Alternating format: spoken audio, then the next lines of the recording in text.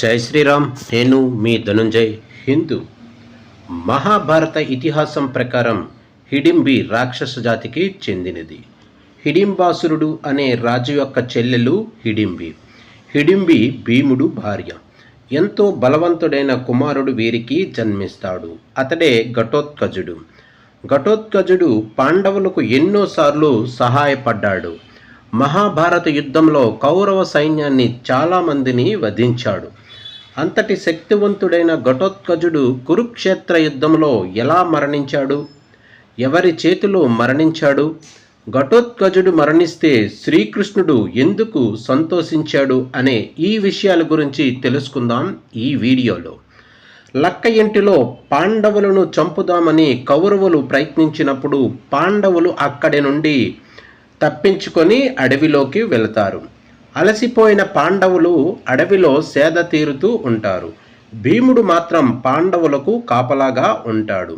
అదే అడవిలో హిడింబాసురుడు, హిడింబి అనే రాక్షసులు ఉంటారు. వీరిద్దరూ అన్న చెల్లెళ్ళు. ఆహారం కోసం హిడింబి అడవిలో తిరుగుతుంది. అక్కడ ఉన్న పాండవులను చూస్తుంది. వారిని చంపి ఆహారం తీసుకువెళ్ళాలి అని అనుకుంటుంది. భీముడును చూసి ముచ్చట పడుతుంది. వెంటనే మానవ రూపంలోకి మారి భీముడి దగ్గరికి వెళ్ళి పెళ్లి చేసుకోమంటుంది. నేనొక రాక్షసిని అని, నా అన్న ఈ అడవికి రాక్షసరాజు అని చెబుతుంది. హిడింబాసురుడు తన చెల్లెల కోసం వెతుకుతూ వస్తాడు. మానవ రూపంలోకి మారి భీముడిని పెళ్లి చేసుకోమని అనడం వింటాడు. వెంటనే తన చెల్లెలు అయిన హిడింబిని చంపడానికి ముందుకు వెళతాడు. ఆ యుద్ధంలో భీముడు హిడింబాసురుని వధిస్తాడు. భీముడు హిడింబిని పెళ్లి చేసుకుంటాడు.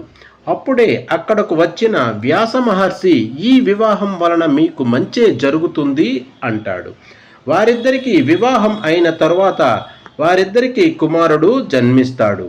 అతని పేరే ఘటోత్కచుడు. ఘటోత్కచుడు కొన్నాళ్ల తర్వాత అడవికి రాజు అయ్యాడు.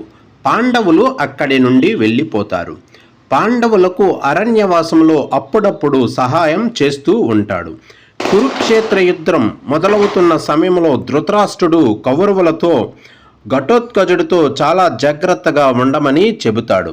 కురుక్షేత్ర యుద్ధానికి రమ్మని పాండవుల నుండి పిలుపు వస్తుంది. తన రాక్షస సైన్యంతో పాండవులకు మద్దతుగా వచ్చాడు. కురుక్షేత్ర యుద్ధంలో 4వ రోజు యుద్ధంలోకి అడుగు పెడతాడు. ఘటోత్కచుడు వేల మంది కౌరవ సైన్యాన్ని నాశనం చేస్తాడు. దుర్యోధనుడు, కర్ణుడు కూడా ఘటోత్కచుడిని ఆపలేకపోతారు. ఘటోత్కచుడి విజృంభణ ఇలాగే ఉంటే కౌరవ సైన్యం మిగలదు అని అంటాడు.